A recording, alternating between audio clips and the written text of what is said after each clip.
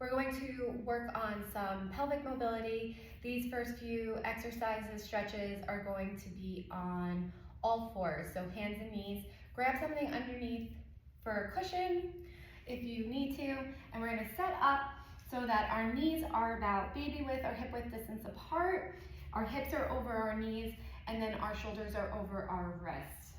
We're going to start with some cat-cows.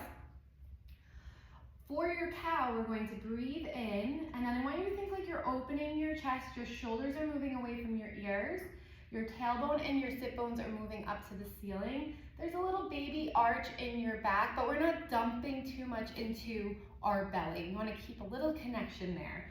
So inhale for your cow, and then on your exhale, we're going to tuck our pelvis under. So start thinking like you have a tail and you're bringing it between your legs. As you find a little bit of this tuck, you're going to start rounding in your lower, your middle, and then your upper back, letting your head and neck go, really pushing the floor away from you. So it's going to be an inhale, you open for your cow, exhale as you round for your cat. You could do this a few more breaths, and then maybe you start to make the movements a little bit smaller, working on just finding that tilt forward, the cow position for your pelvis, and then the tucked under position for the cat. Working on just that anterior tilt of the pelvis in your cow, and then a posterior tilt in the cat. Inhaling, and then exhaling. Good, the next move we're going to do are some pelvic circles. So again, we're going to start the movement bigger and then we'll create smaller circles. So I'm just going to move my body all around the mat. Think like I'm trying to reach all four corners. Going in one direction. Your breathing can just be easy here. Just make sure you're not holding your breath. Maybe switch that direction.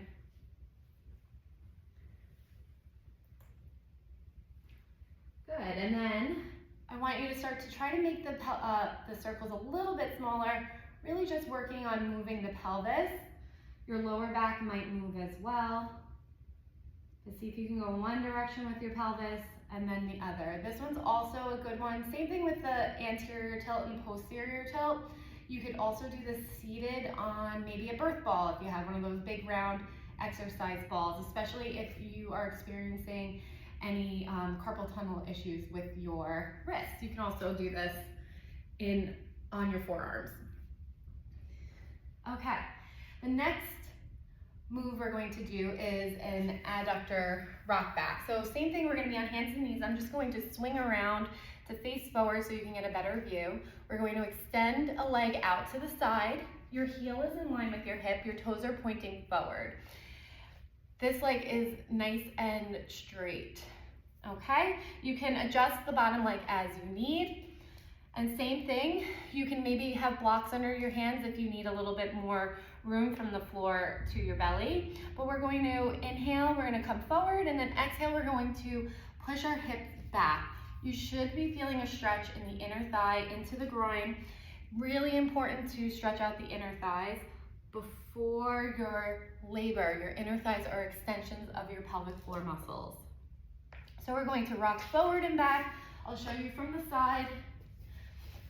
Really important here, we try to maintain a neutral position in the pelvis, so we don't want to go to the point where we're tucking under. So think inhale, you push forward, exhale. Imagine like you're stamping the wall behind you with your two sit bones. So we don't want to find those sit bones tucking under. Okay, and then we'll go ahead and switch sides, bring the other leg out, heel in line with hip, toes pointing forward, and we're going to rock forward and back. Inhaling on the way forward, exhaling, pushing those hips back, maintaining a neutral position in the pelvis.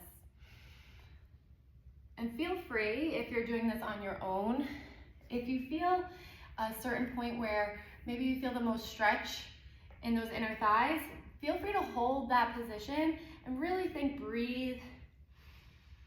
Long exhale to encourage those muscles to kind of stop gripping, to release. And then you can continue with the rocks.